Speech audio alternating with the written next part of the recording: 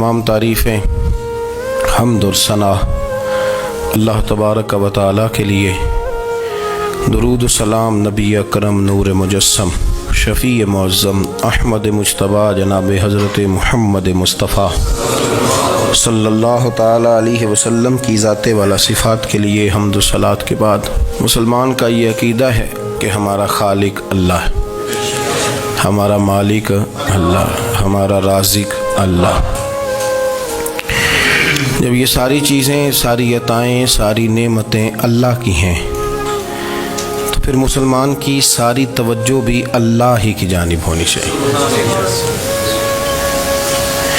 उसे कोशिश करनी चाहिए कि वो हर मामले में, हर मसले में, हर परेशानी में अपनी तवज्जो अपने रब करीम की जानिब मबजूल रखे। इंसान जब अपने इल्म पर भरोसा करने लगता है या अपनी अकल पर भरोसा करने लगता है या अपने ताल्लुकात पर भरोसा करने लगता है या अपनी दौलत पर, माल पर, सेहत पर, तो एक बहुत बड़े धोखे का शिकार हो जाता है। और इंसान जब इंसानों पर भरोसा करने लगता है तो फिर अल्लाह ताला उसे बाज़ौक़ात इंसानों के सुपुर्द कर देता है, इंसानों के सुपुर्द। और बहुत सारे ऐसे लोग भी होते हैं जो रब करीम को भूलते हैं और वो अपनी सारी तवज्जो इंसानों की तरफ, दुनिया की तरफ, दुनियादारों की तरफ कर लेते हैं। तो अल्लाह ताला फरमाता है फिर मैं उन्हें ये सज़ा देता हूँ कि वो मुझे भूलने निकले थे तो मैंने उन्हें उनका अपना आप भी भुला दिया, अपना आप भी। सूरह हशर को देखिएगा, फरमाया वाला तकूनु कल्लज़ीना नसुल्लाह फ़अन्साहुम अनफुसहुम। उन लोगों की तरह न हो जाना जिन्होंने अल्लाह को भुला दिया तो अल्लाह ने फिर उन्हें उनका अपना आप भी भुला दिया, उन्हें अपनी भी होश नहीं रही। वो ऐसे मसाइल में घिर गए, वो ऐसी आजमाइशों में उलझ गए, वो ऐसी दुनियादारी के अंदर उलझे कि उन्हें अपना भी पता न चला। अब तो ढूंढता फिरता हूँ इकबाल अपने ही आप को, अब तो ढूंढता फिरता हूँ इकबाल अपने आप को, आप ही गोया मुसाफिर, आप ही मंजिल हूँ मैं। जब इंसान खुदा फरामोश होता है तो खुद फरामोश हो जाता है। हमारा बड़े ज़माने से तकिया है, कभी अमेरिका पर, कभी यूरोप पर, कभी बरतानिया पर, कभी मालदारों पर, कभी असले वालों पर। उसका नुकसान ये हुआ कि अपना कोई वजूद नहीं रहा, अपना कोई नज़रिया नहीं रहा, अपनी कोई सोच नहीं रही। ऐसे महसूस होता है कि कोई मंशूर नहीं, कोई दस्तूर नहीं, लगाम मुंह में है और उसका सिरा किसी के हाथ में है, वो जिधर चाहता है हमें घुमा लेता है। अल्लाह फरमाते हैं यूँ ना हो जाना कि तुम रब को भुला दो और फिर तुम्हें अपना आप भी भूल जाए। औलाइका हुमुल फासिकून, फरमाया ये वो लोग हैं जो नाफरमान है अल्लाह के, ये नाफरमान है। जब ये नज़रिया बन गया, जब ये जहन बन गया कि पैदा अल्लाह ने किया है, देना अल्लाह ने है, अता करने वाला अल्लाह है, नवाजने वाला अल्लाह, तो फिर सारी तवज्जो दुनियादारों की तरफ रखना, मैं अल्लाह वालों की तरफ तवज्जो रखने का कायल हूँ, मैं वो समझता हूँ, हम उस चीज़ के कायल हैं। लेकिन वो भी कोई आस्ताना है कि जहाँ हक मुर्शद का नारा तो बड़ा लगे पर रब का नाम ही ना सुनने को मिले। ये भी कोई बात हुई कि जहाँ ये तो नारा ज़ोर से लगे कि जीवे जीवे मुर्शद जीवे, लेकिन इस्तिग़फ़ार का दर्स ही ना मिले। जहाँ हर वक्त ये बताया जाए कि यहाँ आ गए तो बच गए, कैसे बचेंगे? मेरे रसूल पाक अलैहिस्सलाम का दरवाज़ा सबसे बड़ा दरवाज़ा है, हुजूर का दरवाज़ा सबसे बड़ा दरवाज़ा है। लेकिन मेरे दोस्तों याद रखना, नबी पाक अलैहिस्सलाम ने भी लोगों को जब रास्ता दिखाया है तो रब करीम का रास्ता दिखाया है, अल्लाह का रास्ता दिखाया, अल्लाह करीम का रास्ता दिखाया, लोगों को रब की तरफ तवज्जो कराई। मेरे रसूल करीम सैयद आलम सल्लल्लाहु ताला अलैहि वसल्लम ने लोगों की अल्लाह की जानिब तवज्जो कराई और लोगों से ये कहा कि वो अपने रब करीम की जानिब अपना जहन रखें, अपनी तवज्जो अपने अल्लाह की जानिब मबजूल करें। मेरी बात को अच्छे तरीके से समझिएगा। इल्म अल्लाह तबारक व तआला अता करता है, تو اسے اللہ کی عطا ہی سمجھنا چاہیے۔ کچھ لوگوں کے پاس علم ہوتا ہے پر علم نافع نہیں ہوتا، وہ ٹامک ٹونجا مارتے رہتے ہیں ساری زندگی۔ علم کو اللہ کی عطا سمجھیں، اپنی عقل پر اپنے شعور پر زیادہ بھروسہ نہ سمجھیں، نظر اللہ پہ رکھیں۔ حضرت مولا علی شیر خدا کرم اللہ تعالی وجہہ الکریم سے کسی نے پوچھا تھا بڑا عالم کون ہوتا ہے؟ ہمارے ہاں تو اب وہ والے عالم پائے جاتے ہیں نا اللہ ماشاءاللہ، جو ممبر پہ بیٹھتے ہیں تو دعوے ہی دعوے، ممبر پہ بیٹھتے ہیں تو دعوے ہی دعوے، اس طرح کے عالم ہمارے ہاں پائے جاتے ہیں۔ وہ ہر بات میں دعویٰ کرتے ہیں، میں یہ کر دوں گا، میں وہ کر دوں گا۔ یہ مزاج علماء کا نہیں۔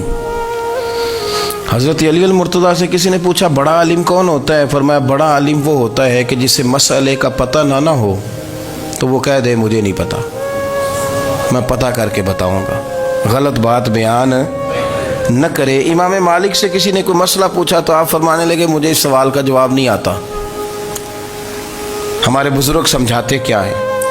وہ کہنے لگا آپ اتنے بڑے امام ہیں تو اس سوال کا جواب نہیں آتا۔ آپ فرمانے لگے اگر مجھے ہر سوال کا جواب آتا پھر تو میں خدا ہوتا، مجھے ہر سوال کا جواب نہیں آتا، مجھے تو اتنا آتا ہے جتنا میرے رب نے مجھے عطا کر دیا ہے۔ اپنی نظر اللہ پہ رکھیں، نکل آئیں اس معمے سے باہر کہ میں کوئی بلا ہوں، مجھے بڑا پتہ ہے، میرے پاس 6 ڈگریاں ہیں، مجھے 10 جگہ پہ تدریس کا شغف حاصل ہے، اس سے نکلیں باہر۔ قرآن مجید دیکھیے گا، اللہ تعالیٰ نے ارادہ قدرت فرمایا کہ میں حضرت آدم کو بناؤں گا، پھر بنانے کے بعد فرمایا فرشتوں سجدہ کرو آدم کو، سب نے سجدہ کیا الا ابلیس ابا واستکبر وکان من الکافرین، سب نے سجدہ کیا سوائے ابلیس کے، اس نے انکار بھی کیا، تکبر بھی کیا اور کافروں میں سے ہو گیا۔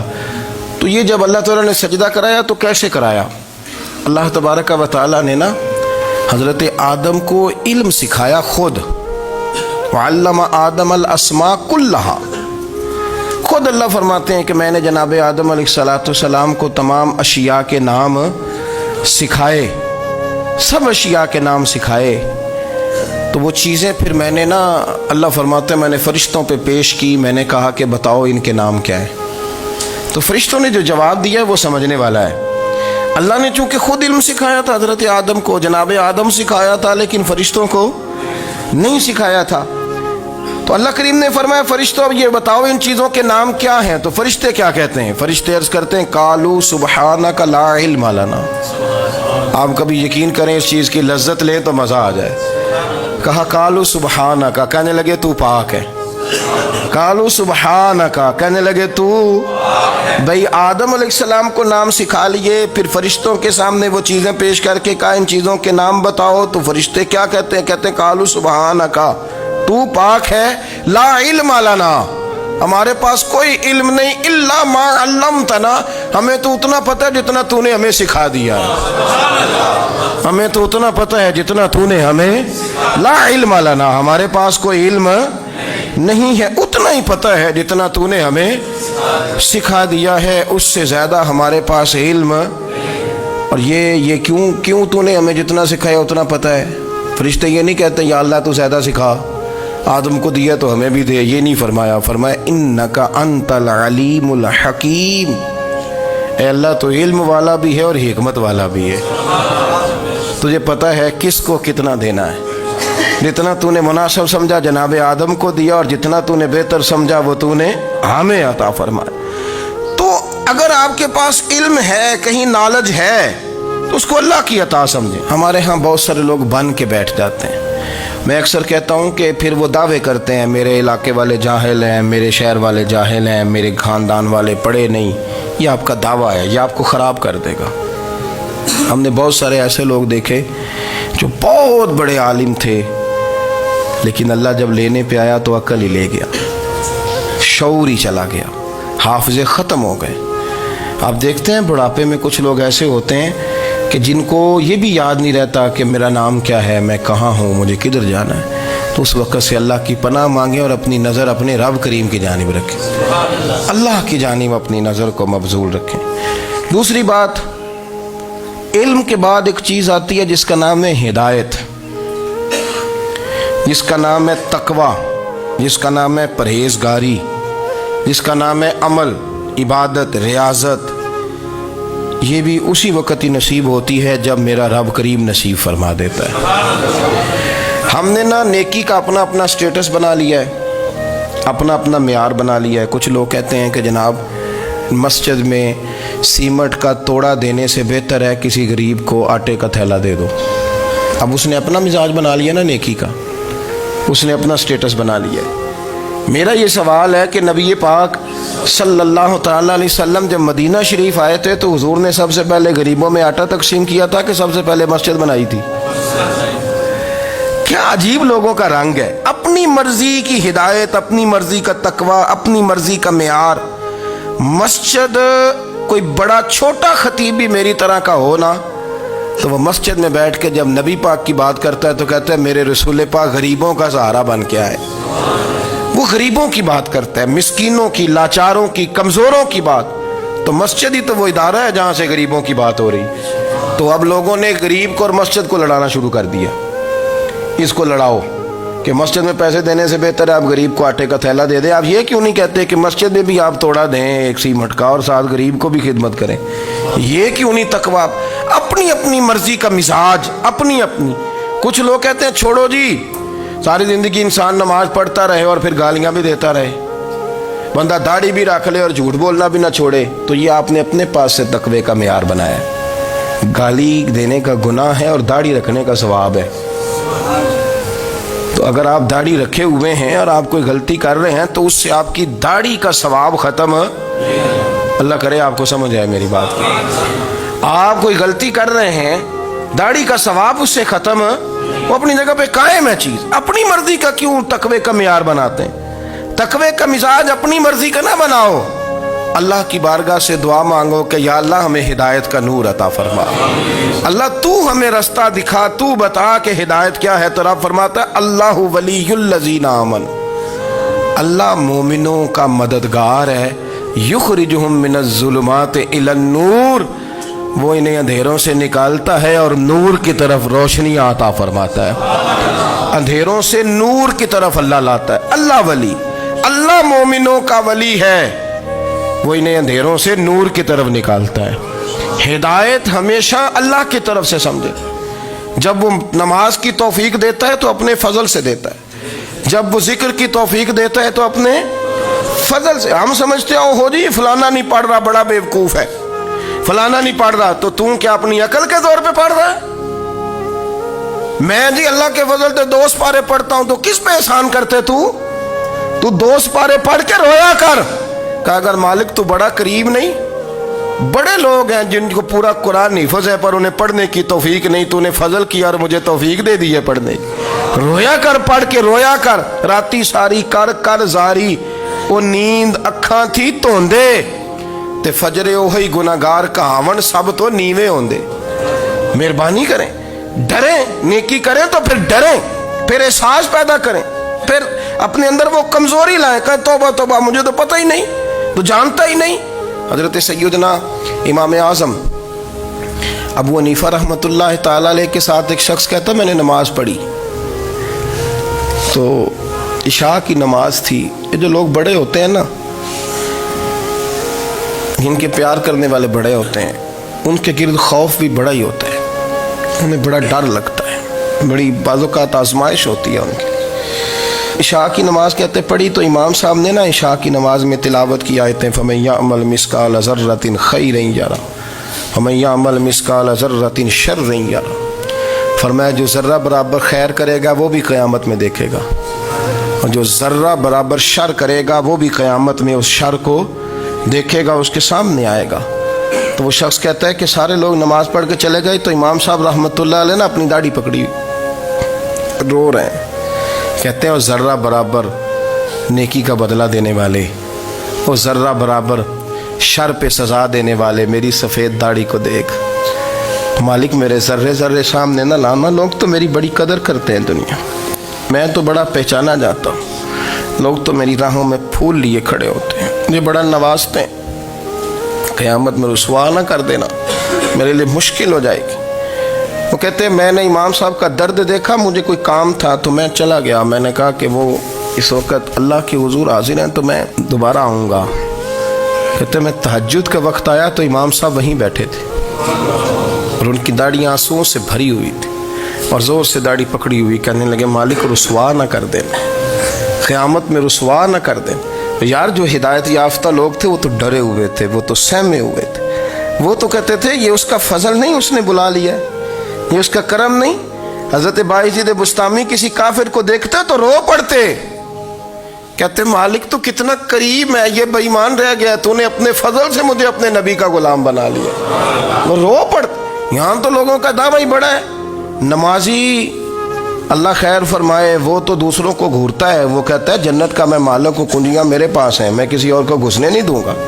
اور اگر 2-3 حج کر لے تو پھر تو وہ کہتا ہے کہ اب میرے سے پوچھ کے لوگ جنت میں جائیں گے معاذ اللہ۔ اور اگر وہ 2 4 5 7 دفعہ کوئی نفل پڑھ لے تو پھر وہ کہتا ہے چھوڑیں جی سارے لوگ بے عمل ہیں، میں اکیلا نیک ہوں۔ نہ ایسا کریں، اپنی توجہ اپنے رب پہ رکھیں، اپنی توجہ اپنے معین الملت والدین، عطا رسول، ہند الولی، غریب نواز، خواجہ معین الدین چشتی، حضرت خواجہ اجمیر، شاہ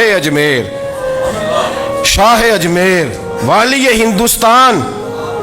آخری عمر میں نا سارا دن روتے گزر جاتا، ساری رات روتے گزر جاتے، ذرا سی کوئی بات کرتا تو رو پڑتے، آنکھیں آنسوؤں سے بھری رہتی۔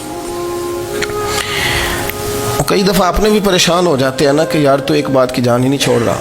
تو خواجہ قطب الدین صاحب بختیار کاکی سے لوگوں نے کہا کہ آپ مرشد سے بات کریں، اتنا بھی تو نہیں نہ رونا چاہیے، ہر وقت اس کے آنسو کی کریے، عاشق دا کام ہی رونا تونا، تبھی نہ رویوں نہیں منظوری، یہ عاشق سدا ہی روندا رہندا ہے، پاویں وصل ہوئے تے پاویں دوری، ہر وقت رونے کا کیا مطلب ہے؟ تو خواجہ قطب صاحب کہتے ہیں میں قریب گیا تو میں نے پیر دبائے، میں نے کہا سونیا لوگ تو کچھ بھی نہیں کرتے، تو نے تو کمال کر دیا، 90 لاکھ آدمی مسلمان کر دیا، دنیا کچھ نہیں کرتی، تو نے 50 سال ساری رات مسلح پہ بیٹھ کے رب راضی کیا، تو شہزادہ تھا، حضور کی اولاد تھا، لیکن معین الدین تیرا ایک پلاٹ بھی نہیں، تو نے طالب علم پالے، انہیں غریبوں کو دیا، تو نے نوازا، کوئی شے نہیں تیرے پاس، ہر چیز تو نے، ساری رات روتے ہو، سارا دن روتے ہو۔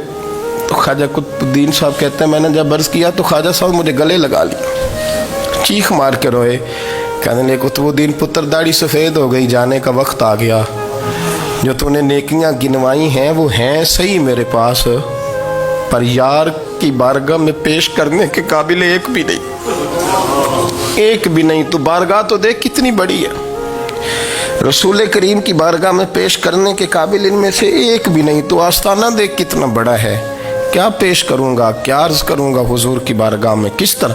وہ یار جو بڑے تھے وہ تو ڈرے ہوئے تھے، سہمے ہوئے تھے، وہ تو بڑی آزمائش میں تھے، لیکن میرا اور آپ کا رٹا 2 نمازیں پڑھ کے 6 نمازوں کا دعویٰ کرنا اور لمبی چوڑی کہانیاں بنانا اور اپنے منہ سے اپنی تعریفیں کرنا، اس سے تھوڑا باہر آئیں۔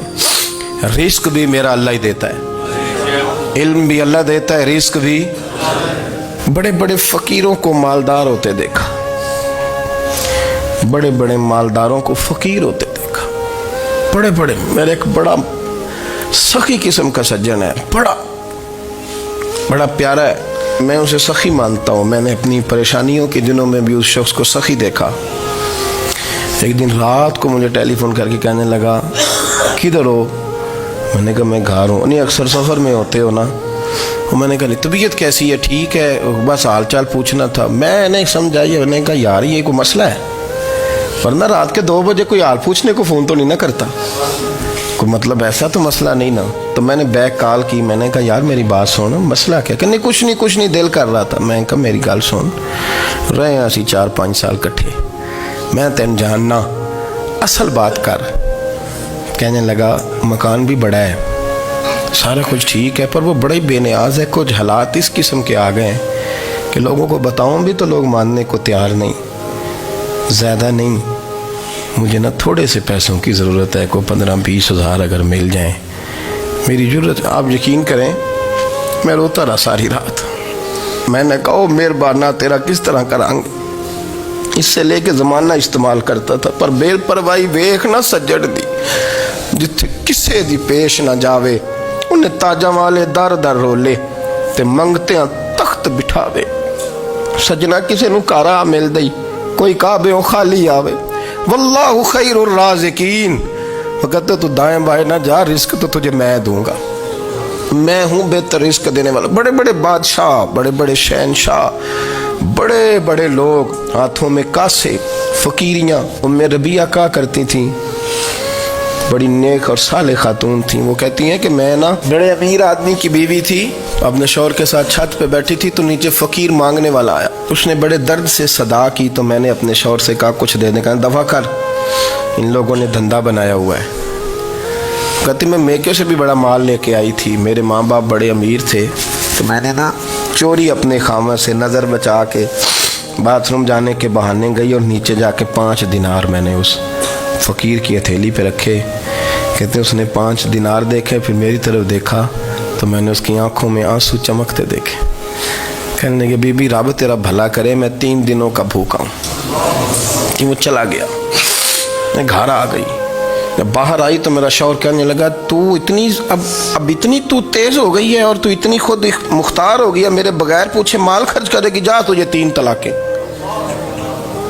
कहती मैं बालदार और वज़ादार बाप की बेटी थी, तलाक लेके घर आई तो मेरा बाप टूट गया, चारपाई पे चला गया। ओहो ये क्या बन गया। कहती बड़ी तकलीफ़ रही। 1-2 साल के बाद मेरे अब्बा ने मेरी शादी कर दी। अब जिस शौहर के पास गई वो बड़ा नेक था, परहेज़गार था, अल्लाह ने बेहतरीन सिला दिया। कहती छत पे बैठी थी, दरवाजे पे फ़कीर आया तो मैंने शौहर से कहा कुछ दे दूँ। कहने लगा 5 ना देना, 15 देना, 20 देना, मैं फ़कीर हूँ, मैंने फ़क्र से दौलत देखी है, इसे खाली ना लौटाना। कहती है कि मैं नीचे गई और जब मैंने उसकी तरफ दिनार बढ़ाए तो मेरी चीख निकली, पैसे फेंक के मैं बेहोश होके गिरी। मेरा शौहर ने आके उठाया, अंदर ले गया, पानी मुंह पे छिड़का। कहने लगा तुझे क्या हुआ। कहने लगी ये जो मांगने आया ये मेरा पहला शौहर था, वही था जो कहता था कि तू 5 दिनार दे आइए, जा तुझे 3 तलाक़ें। पढ़ो ना हदीस पाक, मेरे नबी पाक अलैहिस्सलाम ने फरमाया एक बंदा गंजा था। गंजा कोई तरतीब आगे पीछे हो जाए तो मफ़हूम के लिहाज से, लेकिन मैं मफ़हूम उसका वाज़े करता हूँ। एक गंजा था, कोई शय नहीं थी, सर पे बाल भी नहीं थे, रोया करता था। अल्लाह ताला ने फरिश्ते को भेजा, तुझे क्या चाहिए। तो कहने लगा बाल आ जाए और थोड़ा माल आ जाए। फरिश्ते ने हाथ फेरा तो बाल भी आ गए तो बकरियां भी आ गईं, लाइनें लग गईं, माल ही माल हो गए। दूसरे के पास गया, वो कोड़ा था, उसको जाके कहा क्या चाहिए। कहने लगा शिफा हो जाए और कुछ अल्लाह ताला आसानी कर दे। शिफा भी हो गई, गायें भी दे दी, भैंसें भी दे दी, माल ही माल हो गई। फिर एक के पास गया, वो अंधा था, तुझे क्या चाहिए। उसने कहा आँखें मिल जाए और कुछ साथ अल्लाह माल दे दे। ऊँट ही ऊँट हो गए। जब बड़ा नवाज दिया तो फिर मालिक ने इम्तिहान लेने का इरादा किया। यारी तेरी सोना है पर आजमाइशां भी तेरियां अग, आजमाइशां तेरियां, सही कह रहा हूँ, आजमाइशां तेरियां, यारी तेरी सोना है पर आजमाइशां तेरियां। ये सोना परखिया जामदा ही पहलो ना लगा दे लग। अल्लाह ने फरमाया आजमाइश करो। सबसे पहले गंजे के पास आए, उसे कहा अल्लाह के रास्ते में कुछ दे। कहने लगा मेरे खर्चे ही बड़े, देखो तो सही कितनी मुश्किल में वक्त गुजारता हूँ, हाल ही कोई नहीं। तो उसने कहा मैंने तो सुना है तू गंजा और भूखा नंगा था। कहने लगा मैं तो जद्दी पुश्ती रही से आजम हूँ, तुझे किस पागल ने कहा है, भाग जा। उसने कहा अच्छा जैसे तू था वैसे ही हो जाए। खेत खलियान उजड़ गए, फिर से गंजा हो गया। हुजूर अलैहिस्सलाम फरमाने लगे, फिर वो उसके पास गया जो कोड़ा था, उसे कहा कुछ दे। कहने लगा खर्चे ही बड़े। अब पूछ लें किसी अमीर आदमी से, कहेगा चक्की के नीचे हाथ है मेरा, मेरे से ज़्यादा तो परेशान बंदा ही कोई नहीं।